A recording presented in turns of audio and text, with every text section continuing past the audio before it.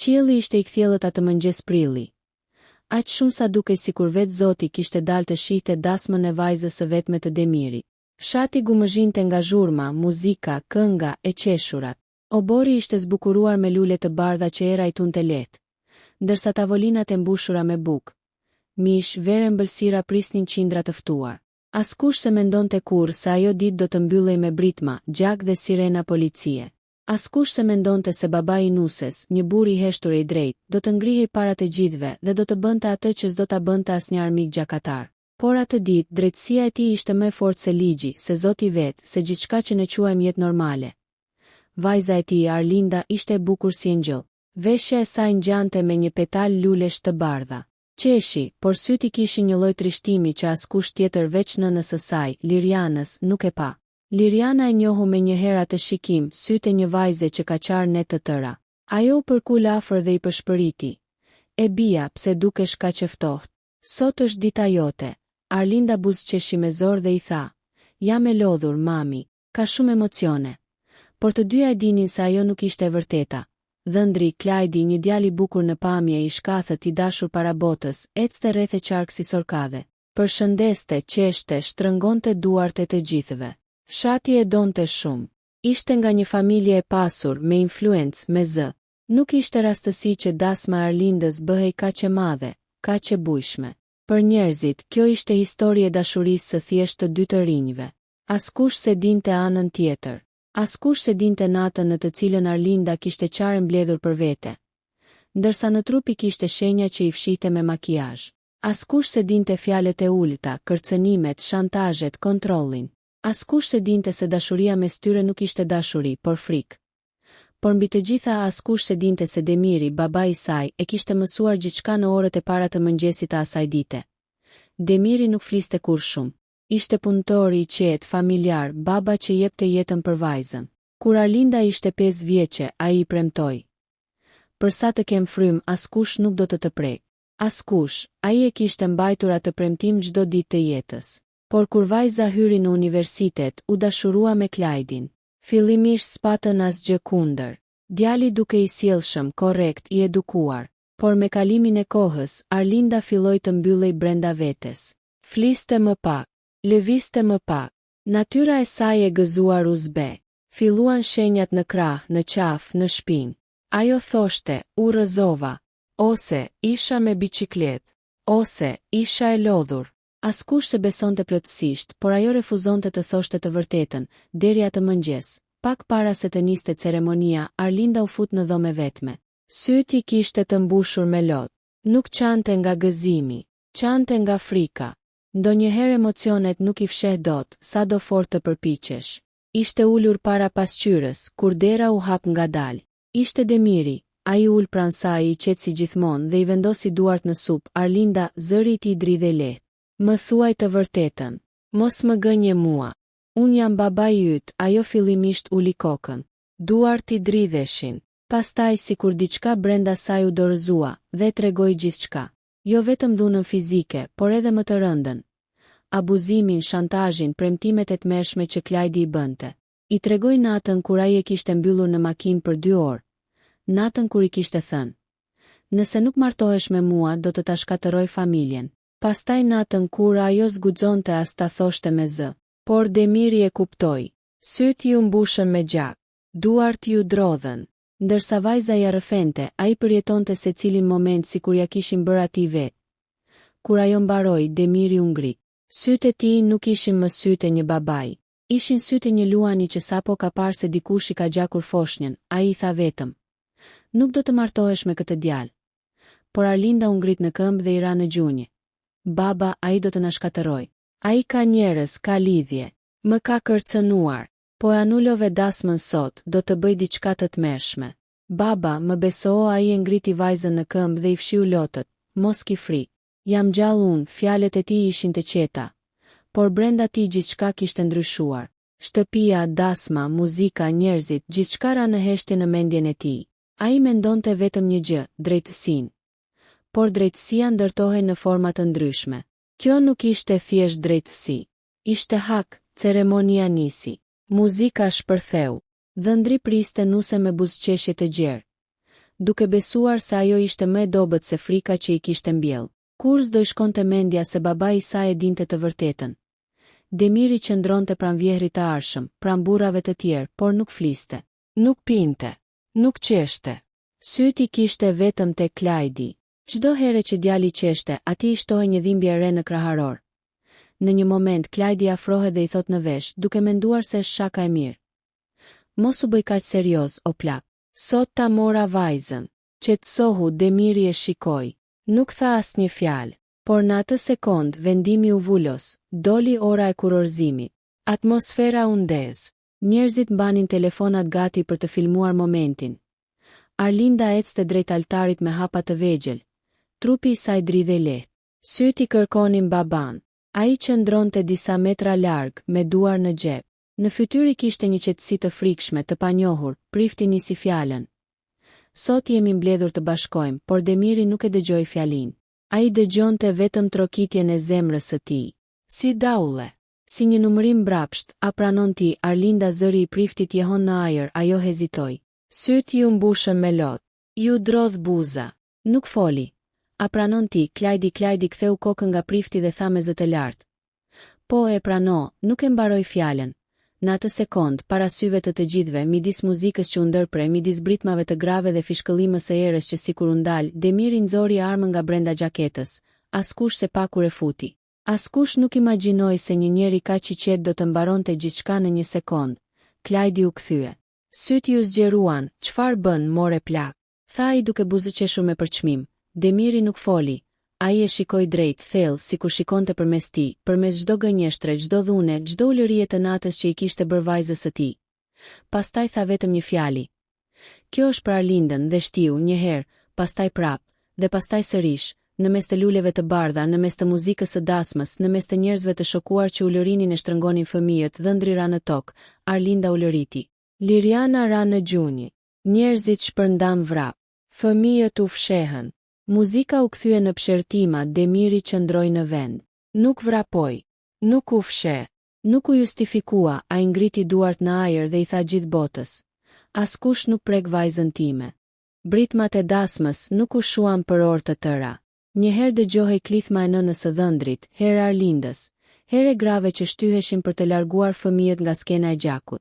Ajri u mbush me pluhur, me ulërima, me çoroditje. Muzikantët hodhën veglat e tyre dhe vrapuan.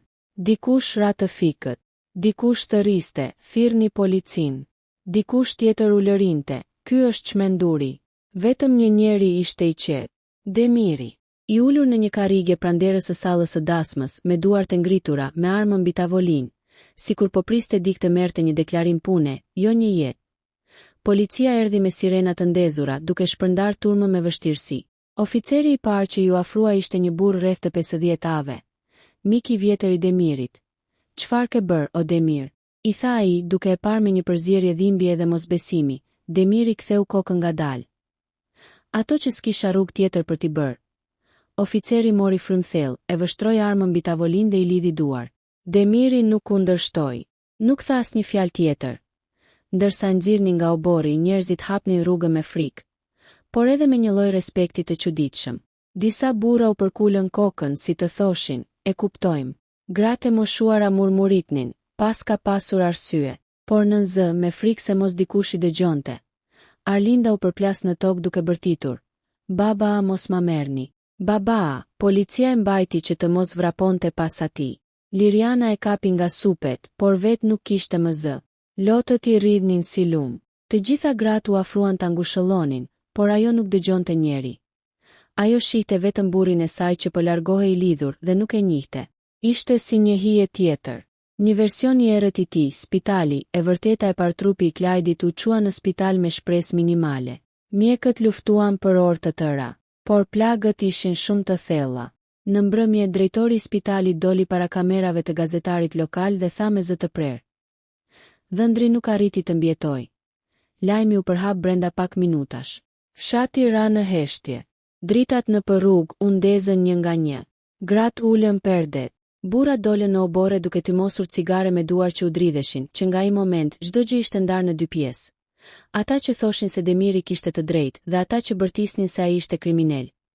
Por askush ende nuk dinte të vërtetën, jo të plotën. Komisarieti i rrëfimit që ndryshon gjithçka në dhomën e marrjes në pyetje. Demiri qëndron të ulur i pa lëvizur, sikur ishte bërë prej guri. Pse e vrave Demir? E pyeti hetuesi, një djalë i ri që sapo kishte filluar punë. Ai nuk foli, hetuesi u nervozua. Kjo nuk është përgjigje. Ke vrarë një njeri para 300 dëshmitarëve. Çfarë do të thuash në mbrojtjen tënde? Demiri ngriti kokën. S'ka mbrojtje. Si s'ke, vetëm të vërtetën kam. Hetuesi shtyu karrige mbrapa. Mirë, thuaje. Dhe atëherë me zë të ngadalshëm, pa ngritur tonin, pa qarë, pa lëvizur, Demiri tregoi gjithçka që vajza e tij i kishte thënë atë mëngjes. Dunën, kërcënimet, nata kur Klajdi e kishte lënë të mbyllur brenda makinës, nata kur e kishte detyruar, nata kur i kishte thënë, nëse ndahesh prej meje do të zhduk. Kur hetuesi mbaroi së shkruari, ngeli pa fjalë. Dhe vajza jote është gati të dëshmoj, Demiri uli syt. Jo, ka frikë. Nuk donte ta thoshte as mua, po s'kisha zgjedhje.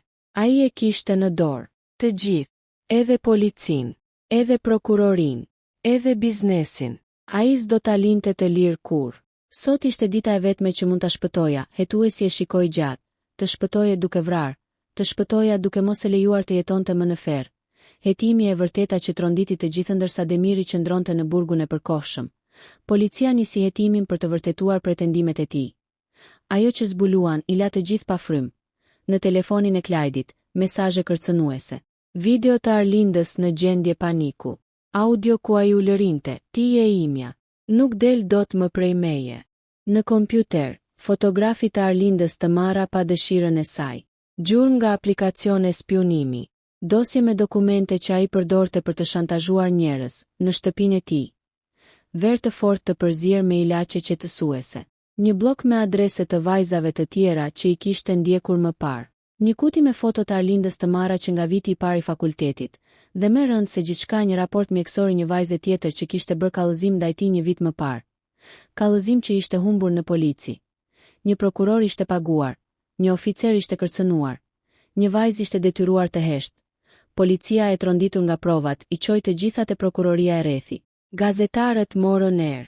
Mediat shpërthyen me tituj: Djali pasur, abuzues me ndikim, babai vret dhëndrin për të mbrojtur vajzën, çfarë fshihet. E vërteta e errët e një martese që nuk duhej të ndodhte.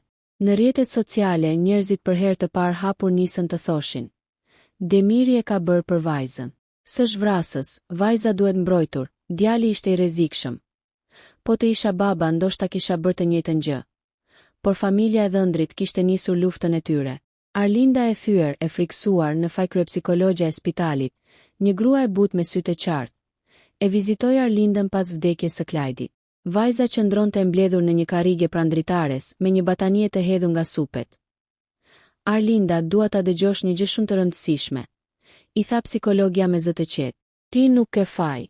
Ai të ka detyruar. Ti je viktim. Por Arlinda mbylli veshët me duar dhe përshpëriti. Unë e solla baban këtu. Unë e detyrova. Po të mos i thosha, babai im nuk do të ishte në burg. Lotët i rridnin pa pushim. Derdheshin mbi duart e saj të vogla, të ftohta, Liriana e mbante fort. Por edhe ajo ishte e thyer. Ishte nën, por edhe grua që humbi paqen e familjes. E bia, ti nuk i bëre asgjë babait. Ai të mbrojti. Ai bëri atë që mendoi se ishte vetmja rrugë. Arlinda e mbylli fytyrën në duart e nënës. Do ta vrasim baban tim në burg, thoshte me zë të dridhur. Familja e Klajdit është e fortë. Kanë njerëz, kanë pushtet. Për herë të parë Liriana nuk pati asnjë përgjigje, sepse e dinte që ishte e vërtetë. Kur e vërteta del në publik 3 ditë pas ngjarjes, prokuroria mbajti konferencën e parë. Salla ishte plot media. Gazetarët u lërinin emrin e Demirit, të Arlindës, të Klajdit. Prokurori doli para kamerave me një dosje të trash. Ai mori frymthell dhe tha: Hetimet paraprake tregojnë se viktima, Klajdi Hoxha, ka ushtruar dhunë dhe shantazh të rënd ndaj nuses së tij të arshme, Arlindës.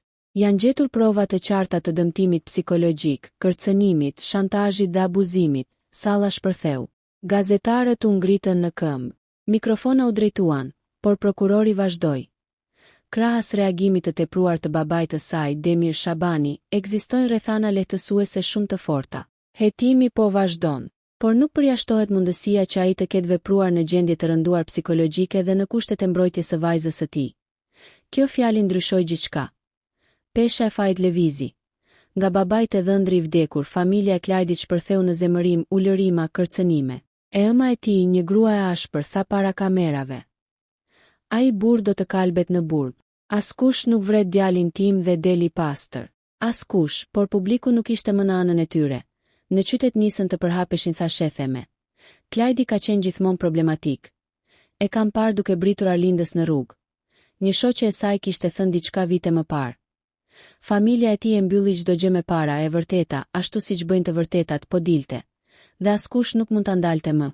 Era e ftohtë e mbrëmjes përdridhej mbi oborrin e shtëpisë, ndërsa zërat e policëve, të afërmve dhe komenteve të shokuar të fshatit përziheshin me njëri tjetrin si zhurma e një strehe që qahet nga shiu. Në dhomën e madhe të shtëpisë së Drinit, vajza e tij, Arlinda, ishte shtrirë në divan, me sytë e skuqur e duart e dridhura.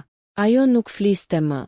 Kishte folur shumë, aq shumë sa që edhe muri I shtëpisë dukej sikur dridhej nga pesha e fjalëve të saj. Në mes të dhomës qëndronte oficeri I policisë, Arbeni, me fletoren e tij të mbushur me shënime. Ai përpiqej ta mblidhte mendjen, por çdo detaj që dëgjonte e lëkunte. "Arlind," tha I butë, "dua vetëm të kuptoj gjithçka drejt. Ti je sigurt që ai të ka abuzuar para dasmës?" Ajo mbylli syt ngadalë dhe një loti vetëm I rëshiti në faqe. "Nuk ishte vetëm para," pëshpëriti. "Ka qenë për muaj, që kur filluam fejesën. Më tha të mos flisja, më tha se do më braktiste, më kërcënoi se do më turpëronte para gjithë fshatit, dhe e zëri I saj u thye më bënte gjëra që nuk I mendon dot as në ëndër." Në anën tjetër të dhomës, nëna e Arlindës, Ledia, po mbante kokën me dua. Ajo ishte ngurtësuar mes fajit, frikës dhe tronditjes. Sa herë shkonte mendja te momenti kur kishte parë gjakun e dhëndrit në platon e oborrit. Ajo dridhej nga rënjët e kockave. "Zot I madh," pëshpëriti ajo. "Si nuk e mora vesh?" "Si?" Arbeni ngriti syt ngadalë nga fletoria. "Zonja Ledia," tha ai me një ton që nuk linte vend për mëdyshje. "Askush nuk fajsohet për një krim që dikush tjetër e ka kryer në fshehtësi. Ne duhet të kuptojmë si nuk e morët vesh, por jo për të ju gjykuar. Për të kuptuar rrezikun." Por Ledia shkunte kokën. Ajo e dinte pse nuk e kishte marrë vesh. Sepse në shtëpi flisnin vetëm për përgatitjet e dasmës, jo për dhimbjen e vajzës. Ndërkohë në komisariat Drini ishte ulur në karrigjen e betonuar, duart I kishte të lidhura, fytyra e tij ishte gri si gëlqere, por syt I digjnin akoma. Ishin si njeriu që kishte parë më shumë se ç'duhej, për më gjatë se ç'duhej, dhe që në fund kishte marrë një vendim që e tejkalonte ligjin, por jo moralin e një babai. Kur oficeri tjetër hyri në dhomë, ai pa një burr që nuk përkthente pendim, vetëm dhimbje. "E Drini," tha oficeri, "duhet të japësh dëshminë përfundimtare. Ne kemi dëgjuar versionin e vajzës, tani na duhet edhe I yti." Drini ngriti kokën. Zëri I tij ishte I thatë, I gërryer. "Ju duhet e vërteta, apo ajo që do t'ju kënaqë në proces verbal?" "E vërteta," tha oficeri, edhe pse toni I tij tradhtonte një farë tensioni. "E vërteta është kjo. Ai e kishte torturuar vajzën time me muaj. Më ka rënë të vdekur çdo natë që nuk e kam ditur. Kam qenë I verbër." "Mbrëm," ai mbylli syt, "mbrëm dëgjova të vërtetën. E pash në sytë e saj. E pash mënyrën si dridhej kur ai ju afrua. E kuptova në qast. Dhe unë," zëri I tij u thellua, "nuk jam njeri që rri dhe numëron frymëmarrjet, teksa dikush I prish jetën fëmijës tim." Oficeri nuk foli. Ai e kishte parë këtë lloj babai më parë. Disa rrëzoheshin e luteshin për mëshirë, por Drini nuk ishte nga ata që kërkonin të falur. Ai kërkonte ta mbante timelinën e së vërtetës të pastër. Ndërsa lajmi për hapetshati hapi gojët. Disa me tmerr, disa me kureshtje, disa me zë të ulët e sy të hiezuar nga frika se mos fjalët e tyre mund të sjellin furtunë. "Po pse e vrau ditën e dasmës? E pas kësh ditur më parë? Po vajza, pse nuk foli? Ai djali s'duke I tillë." Folklori I qastit nisi të shpërndahej si tymi zi në shtëpitë e njerëzve. Por disa, ata që e njihnin vërtet Arlindën, nuk u habitën shumë. Kishin parë heshtjen e saj të çuditshme këto muajt e fundit. Kishin parë sytë e saj të fikur, ndërkohë në oborrin e shtëpisë njiheshin dy kampe. Ata që thoshin se Drini kishte bërë gjën e duhur dhe ata që e quanin vrasës, të dy kishin arsyet e tyre. Por askush nuk kishte dëgjuar ende pjesën më të rëndësishme të së vërtetës, ende. Arlinda në dhomë, hap plagët e fshehura. Oficeri Arben ul pranë saj sërish. "Dua të kuptoj," tha I qetë, si nisi gjithçka. "Çfarë ndodhi herën e parë?" Arlinda ngriti kokën ngadalë, duke sikur po I duhej të thithte ajër për të ngulur thonjt në kujtesë. "Ishim vetëm," filloi ajo. "Gjatë fejesës. Ai më tha të shkonim në motel të bisedonim për dasmën. Ishte e para herë që e shihja atë fytyrën e tij të vërtet. Mbylli derën me qelës. More telefonin tim. Dhe, duart ju dridhen, më kapi nga flokët dhe më tha se një nuse duhet të di si të sillet. Ai më detyroi. Dhe unë zëri u thye, isha paralizuar. Nuk dija ç'të bëja, oficeri mori frymë thellë. Ishte histori që e kishte dëgjuar shumë herë. Por kur nuk e lehtësonte dhimbjen. Pse nuk tregove? E pyeti ai me zë të butë, jo fajsues, sepse më kërcënoi. Sepse më bindi se askush nuk do më besonte. Sepse më tha se do më nxirrte foto që lotë Tiran rëke dhe se familja ime do më përzinte. Ai e dinte se si të më tremte. E dinte se çfarë të thoshte. Ai ishte mjeshtër për të heshtur viktimën. Arbeni shkroi diçka, por më shumë për të mbajtur duart e zërit të tij të dridhur se sa për procedurë. Dhe dje çfarë ndodhi? Pyeti ai. Arlinda mori frymë thellë. Dje, tha ajo, baba ime pa çfarë pa, ajo ngriti mëngën e fustanit të dasmës. Në ndriqimin e zbehtë të llambës, në lëkurën e saj shfaqeshin shenja të vjetra, të njollosura në të purpurt, të thata, disa të shëruara keq. Këto? Pyeti Arbeni i tronditur. Ai nuk më godiste gjithmonë, vetëm kur thosha jo. Por dje babai më pa duke u veshur. Pa njollat. Dhe unë nuk munda më të gënjeja. Vërshova. I tregova. Dhe babai u ngrit nga karrigja me një fytyrë që nuk e kisha parkur. Oficeri e kupton se çfarë po ndodh kur ai doli nga dhoma për të folur me kolegët. E gjithë atmosfera ndryshoi. Kjo nuk është thjesht histori e një vrasje rituale, tha ai. Kjo është histori e një vajze të torturuar dhe të lënë pa zë. Drini nuk vrau nga xhelozia, as nga nderi. Ai vrau nga dëshpërimi, por kolegu i tij tundi kokën. Ligji spyet këto, Arben, po morali po. Tha ai me ton të prerë. Dhe në këtë rast morali është më i qartë se kristali. Në komisariat Drini merr vesh se çfarë ka treguar vajza kur oficeri hyri në dhomë sërish. Ai tha: "Vajza jote tregoi gjithçka. E dim si ka ndodhur." Drini uli kokën. Tani fytyra e tij kishte një lloj qartësie të heshtur. Më mirë që foli. Më mirë që nuk jeton më me atë barë. Do të ketë proces, tha oficeri. Nuk e shmang dot, por njerëzit po mësojnë të vërtetën. Dhe ajo mund të ndikoj shumë. Drini nuk tha asgjë. Ai vetëm përshpëriti. Unë e prisja këtë, por diçka dua të kujtohet këtu. Unë nuk e vrava nga inati. E vrava për ta ndalur. Përfundimisht. Mbi fshatin ishte ulur një heshtje e pazakont. Një heshtje që nuk sillte qetësi, por tension. Sikur ajri vete mbante frymën pezull. U bën 3 ditë që fshati zjente si ujë në val. Disa e quanin Drinin hero, disa kriminal, por askush nuk e dinte të gjithë të vërtetën.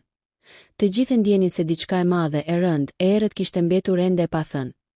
Dhe ajo e vërtet po afronte. Momenti para shpërthimit në shtëpinë e Arlindës, dera u mbyll ngadalë. Ledja përgjumura nga pagjumësia, i ndezi dritat e kuzhinës. Arlinda ul në karrige me një batanie të hedhur mbi shpatullat e saj, fytyra e zbehur. Por syt më të kthjellës se kurrë. Oficeri Arben po priste. Kishte një dosje në dorë. Nuk ishte dosja e zakonshme, ishte ajo që do të zgjidhte gjithçka. Arlind, tha ai me zë të butë, duhet të flasim edhe një herë, sepse doli një provë e re dhe kam nevojë për fjalën tënde. Arlinda ngriti kokën. Nuk ju drodh zëri, nuk i dridheshin më duart. Diçka brenda saj ishte thyer. Por pikërisht ajo thyerje kishte bërë më të fortë. Çfarë prove? Pyeti ajo. Arben mbështeti dosjen në tavolinë dhe nxori një kartë memorie të vogël. Kjo u gjet në telefonin e tij, tha ai. Ishte e fshehur në një dosje të enkriptuar. Vetëm pas ekspertizës e hapëm. Ledja vuri duart në gojë. Tepër e friksuar të dëgjonte vazhdimin. Qen kanë video, shtoi Arben. Video që vërtetojnë gjithçka që ke thënë. Dhe më shumë se kaq. Aty shihen edhe vajzat të tjera. Arlinda u ngrit menjëherë në këmbë, sikur toka i lëvizi në shputat. Çfarë do të thot kjo? Pyeti ajo me një zë të dridhur. Arben mori frymë thellë. Do të thot se ai nuk ishte thjesht një abuzues. Ai ishte grabitçar, ndoshta me vite. Dhe ti ke shpëtuar shumë vajza duke folur. Dhe babai yt, sytë e oficerit u mjegulluan për një çast e ndaloi përgjithmonë. Ledja shpërtheu në lot. Por këtë herë nuk ishin vetëm lot dhimbje, ishin lot çlirimi, dhimbje të përzier me një lloj drejtësie që nuk pritej më nga askush. Arlinda uli kokën. Nuk qau. Syti ishin tharë në atë natë me baban, por e ndjeu zemrën t'i bëhej gur, atëherë e kuptoi. Ajo nuk ishte qenë viktima e vetme. Ishte një zinxhir viktimash. Dhe babai I saj nuk e kishte bërë vetëm për të. E kishte bërë për të gjitha vajzat që do të mund të dëmtonte në të ardhmen. Procesi që qau fshatin në dysh pas 2 javësh, çështja shkoi në gjykat. Media mbushi oborrin, kamerat u kthyen drejt shtëpisë së Drinit, ndërsa në fshat u krijuan 2 realitete të ndryshme. Drini është vrasës, duhej ta linte drejtësinë të vendoste. Drini ka bërë të drejtën, drejtësia nuk I mbron vajzat. Në sallën e gjyqit, Arlinda dëshmoi e para. Zëri I saj nuk u thye. Dua ta them qartë, tha ajo, nëse babai nuk do të kishte vepruar, unë sot do të isha ose e vdekur, ose e sakatuar. Dhe ai djalë do të kishte gjetur vajzën e radhës. Karriget e sallës krisnin nga pesha e heshtjes. Pastaj erdhi ekspertiza. Video, mesazhe, kërcënime, shenja dhune. Avokati I Drinit nuk kishte nevojë të fliste shumë, provat flisnin vetë. Gjykatësi uli shikimin kur monitori tregoi momentet abuzuese. As ata që teorikisht duhet të ishin të pandikuar emocionalisht, nuk mund ta përballonin. Në fund të ditës së dytë të procesit, gjithë fshati e kuptoi. Djali nuk ishte viktim, siç disa kishin pretenduar. Ai kishte qenë një ujk me petkë dhëndri dhe babai. Babai kishte qenë thjesht një njeri që u përpoq të shpëtonte vajzën e tij me mënyrën e vetvendimi që askush se priste kur erdhi dita e vendimit. Arlinda ul në rreshtin e parë. Ledia I mbante dorën. Media ndezi kamerat. Fshatarët u grumbulluan jashtë gjykatës, në një pritje që dukej më shumë si një gjykim moral I kohëve të vjetra. Gjykatësi hyri në sallë me fytyrë serioze. Zëri I tij kumbonte. Pas shqyrtimit të provave, pas dëshmive dhe ekspertizës, gjykata arri në përfundimin se I pandehuri Drin Hoxha ka kryer vrasje. Por fjala ngriti kokat e të gjithëve. E ka kryer vrasje në kushtet e tronditjes së rënd psikologjike dhe në rrethana të jashtëzakonshme provokuese, të lidhura ngushtë me mbrojtjen e vajzës së tij, e cila rezulton viktime dhunës dhe shantazhit të ndjerit. Salla u mbulua nga një murmurim. Gjykatësi vazhdoi. Për këtë arsye, gjykata vendos një dënim simbolik prej 3 vjetësh burg, me mundësi lirimi me kusht pas vitit të parë, nëse nuk paraqitet rrezik përsëritjeje. Arlinda u ngrit në këmbë. Ledia shpërtheu në lot. Media shpërtheu në pyetje. Por Drini ai qëndroi pa lëkundur. Nuk buzëqeshi. Nuk u thye. Vetëm uli kokën me një mirënjohje të heshtur. Ai nuk kërkoi drejtësi. Ai kërkoi mbrojtje për vajzën e tij, e mori. Liria që erdhi me zile por tash një vit më vonë, një ditë e zakonshme pranvere, dera e shtëpisë së Arlindës trokiti. Ledia nxitoi drejt derës, zemra I rrihte fort, sikur e ndjente, kur hapi derën. Drini ishte aty I dobët, I plakur, me sy të lodhur, por me shikim të pastër. Shikim babai, Arlinda u ngrit nga divani ngadalë. Për një moment të dy qëndruan të ngrirë, vajza që u thye dhe u ringrit dhe babai që vrau dhe u dënua për ta shpëtuar. Pastaj Arlinda vrapoi drejt tij dhe u përplas në kraharorin e tij me një britm që e kishte mbajtur një vit të tërë brenda. Baba, çau ajo, faleminderit. Drini e shtrëngoi fort, sikur të mos donte ta linte më kurrë. Të lutem, përshpëriti ai, mos më falendero.